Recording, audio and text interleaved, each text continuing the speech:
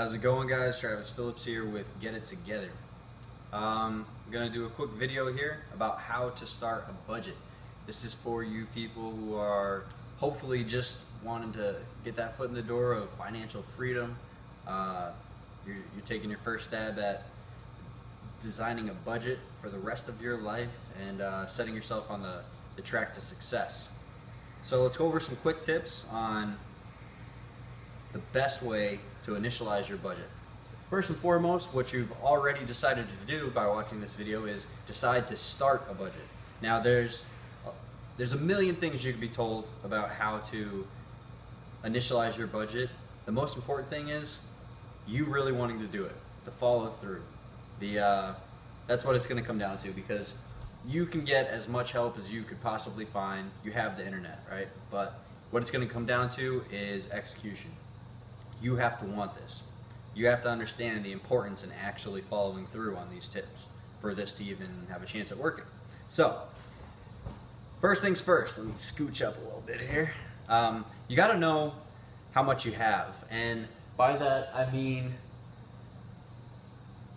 your bank accounts, your investments if you have any, hopefully you have some, maybe what your car's worth, what you own that has value and what that value is. You got to figure that out. It's important, because in another step you're going to realize why you need this number. Next is going to be how much you make, which seems kind of simple, straightforward. Obviously you should know how much you make, but for some people, I mean, you're working overtime, you're getting tips, it fluctuates. You got to come up with a monthly amount of what you can expect to make on average. All right, so if you're really fluctuating with tips, like for instance my wife is a bartender and waitress, so the majority of her money comes on tips. She went through, and there are all kinds of apps and websites to help you do it, but she pretty much just counted her tips for 3 months straight and got an average. So we use that average as her monthly income. And is it perfect? No, and it makes things a little bit tougher, but you have to have an average, and sometimes you're going to succeed on that average, and sometimes you're going to fall short.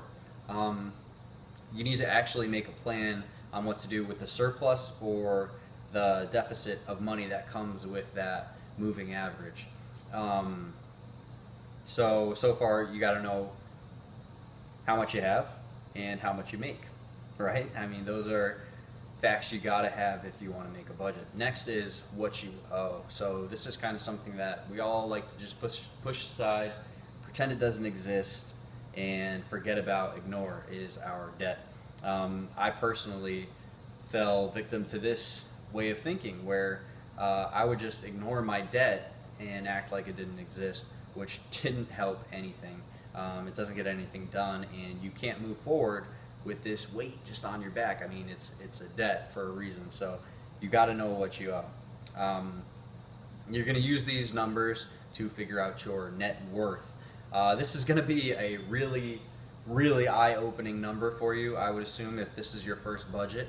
Everybody likes to think, oh, my net worth. You hear net worth all the time with, like, you know, big-time people and all this money getting thrown around, but you, me, and the regular Joe never really figure out our net worth, and when we do, sometimes it's not so exciting.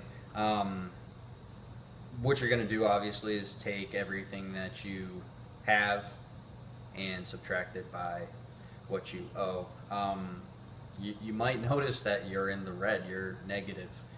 Your net worth is actually less than zero. Don't feel bad if this is the case. I mean, you are not the only one, I promise you. I promise you, I was there. So you're hearing it from me. I was in the red, and you know, taking some steps and actually creating boundaries for myself is what got me to the green, to where I can actually invest and save and do things with my money now. So anyway, so once you figure out your net worth, then now we can get down to your actual budget. So you got to have these numbers in place. You got to know what you make, what you owe, what you have, and that's going to help you kind of set a foundation or a basis for what you need to do with your budget. So you got to take those numbers and use them wisely and understand, okay, do I need to save more? Do I need to pay off bills? But anyway, so the next thing is going to be figuring out, of course, your average recurring expenses. This would be, you know, your bills, electricity, water, trash, if you pay for trash. Food is a huge one. Rent or mortgage, car payments, transportation of some sort. You really, it's a pretty astounding number. I can't remember the exact figure, but I think it's like 90% of budgets fail if you don't budget money for yourself. So you need to budget money for your mental sanity in all of this too, because it's just like with a diet, for instance, right? You got to have cheat days. Well, it's that same sort of theory in you need to have money to do some things that maybe wouldn't be considered frugal. You got to budget that. Your life, and you're still living, right? So you still got to enjoy your life. So budget yourself some money. But figure out your average recurring expenses. Okay, so now you know what you make per month. Now you know your average recurring expenses. And now we're going to take the next step, and we're going to actually start formulating here. So you need to write this stuff down. You need to actually put pen to paper if you need to, and write it down and keep track. You can use Excel. There are some websites and apps again for this. There's one called You Need a Budget. Use some of those things. Just Google it. You can find anything to help you out with that. Next is going to be your bottom line, which pretty much is, do you actually make more than you spend? If not, well, you got a problem. That's going to be the next point, is if you're not, then you got to make adjustments. So this is number 9, by the way, if you're keeping track, right? So you know what you make, and now you know your recurring expenses. It's kind of like figuring out your net worth, obviously, except in this case, it's a every month kind of thing. It's not a solid number. It's fluctuating a little bit due to your bills and different costs of those things, and food and things like this. So you need to figure that stuff out. And now we're going to talk about actually formulating the budget. So now that you have all the numbers, you can talk about, okay, how do I do this? What do I do? I would probably say the 2 most important things, so this is going to be 10 and 11 combined, okay?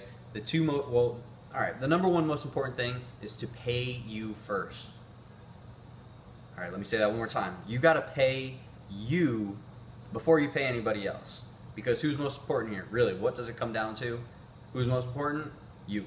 So that's why you're creating a budget for yourself. Pay you first. I don't care if it means, you know, you're a little bit late on a bill, whatever it is. You got to pay you first. And by that, I don't mean the money that you're going out to spend on mini golf or fast food, all right, or the movies. I'm talking about savings. If you have access to a 401k, max it out. If your company matches it, max it out. It's a must, okay? That's free money. So if you can put away 5% and they match 5%, you're talking about free money. Free. Take it. If you don't have access to a 401k, you got to start looking at things like, let's talk real basic. If you got to pay you first, okay? What I would suggest is 10% of your check. 10%. So if you can put 5%, and this is regardless of what you're actually making. If you're making $800 a week, okay? So you're $80. If you're used to living off of $800 a week, you really ought to be able to live off of $720 and make everything else work out of that. That $80, you're going to take half and put it towards long-term savings, and half and put it towards some sort of investment of some sort, or at least put it into a savings that will eventually become an investing fund. Okay? You need to make your money work for you. Again, free money. Okay? There's a reason why rich people invest in things, because and it doesn't take, it takes money to make money, but you have to save the money to get there to where you can make your money work for you. So that's an entirely different video. I'm already pushing 10 minutes here, so craziness. Pay you first, all right? It's vital.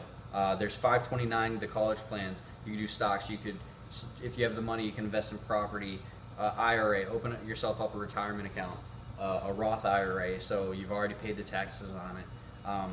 401k, like I said, max it out if it at all possible to you.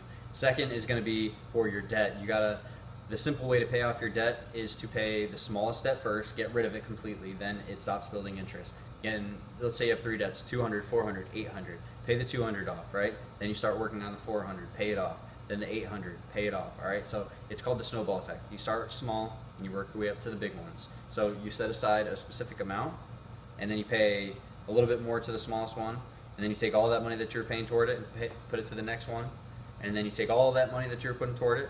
So like I said, you have the 3, you're paying the minimums, let's say 20, 40, 60, all right? And that's 120, and let's say you're putting 150 towards debt.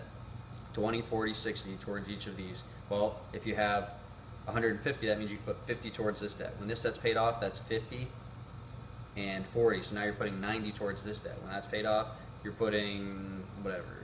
Too much math there for me to do that quickly, but you understand the process here. So all the surplus eventually goes towards the biggest debt, and then before you know it, you're paying $200 a month to your biggest debt, and it's paid off quickly. That's that. And then most importantly over all of this is once you actually figure out these numbers, discipline. You got to follow through. Like I said in the beginning, if you don't follow through, what's the point? So set it up, try it out, commit to it. Commit. All right, commitment. You got to do it if you ever want to actually do anything with your money and invest. Pay you first.